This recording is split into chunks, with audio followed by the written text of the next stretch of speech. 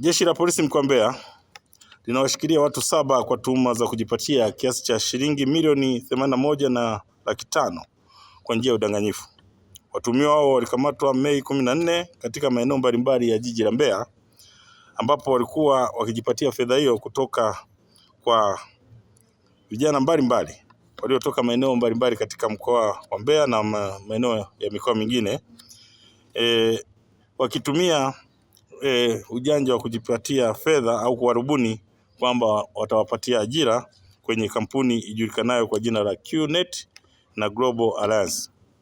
Inadaiwa kuwa walikuwa wakiwashawishi vijana hao watoe kiasi cha shilingi kuanzia shilingi 40,000 hadi milioni 5 ili wajipatie ajira katika kampuni hiyo.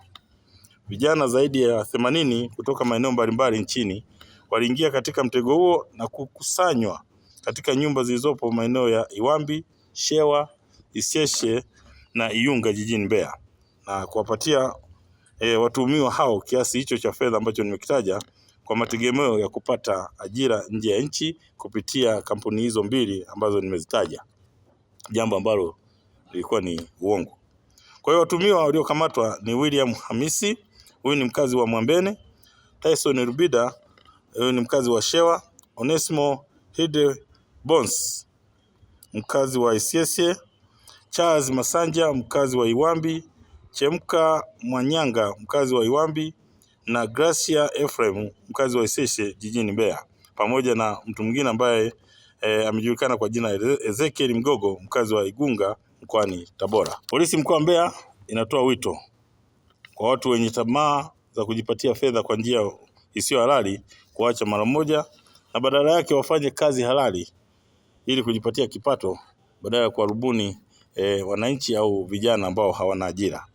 Vilevile inatoa rai kwa vijana wanaotafuta ajira kuepukana na tabia ya kutoa fedha kabla ili kupata ajira, kwani hakuna utaratibu wa kutoa fedha ndipo upate ajira katika nchi ya Tanzania. Badala yake kuna mifumo ambayo imewekwa, kwa hiyo inabidi waifuate ili kuweza kujipatia ajira. Aidha, wanashauriwa kabla ya kufanya maamuzi ya jambo lolote watafute taarifa sahihi za ajira kupitia mamlaka stahiki ili kupata ukweli wa ajira zinazotangazwa kupitia mitandao ya kijamii ili kuepuka kutapeliwa kama hivi ambavyo wamefanywa. Lakini pia kupitia nyinyi waandishi wa habari, naomba sasa muhabarishe umma, kuambia wale watu ambao kwa njia moja au nyingine hawaoni watoto wao, basi wafike katika kituo cha polisi kuanzia sasa. Lakini pia taratibu zinafanyika ili hawa vijana waweze kurejeshwa majumbani kwao walikotoka, badala ya kukaa kwenye majumba na kujirundika. Kama mlivyoona, mpaka watoto wengine, vijana wengine wana watoto wadogo, tena watoto wachanga ambao wako nao kwenye majumba ambayo wamewaweka. Kwa hiyo taratibu zinafanyika, hao wote watarejeshwa maeneo walikotoka kila mmoja. Kwa majina naitwa Isaya Ephraim Kabuo, natokea Iringa. Mdogo wangu naye ni mmoja ya vijana waliokamatwa maeneo ya Isyesye. Kwa nini alikamatwa? Kwa sababu alitoa taarifa kwetu kwamba alitoka Mafinga kuja huko, anasema kuja kufanya interview ya kazi, lakini baadaye akatoa taarifa kwamba interview hiyo inaenda kufanyika Arusha, makao makuu ya hiyo taasisi.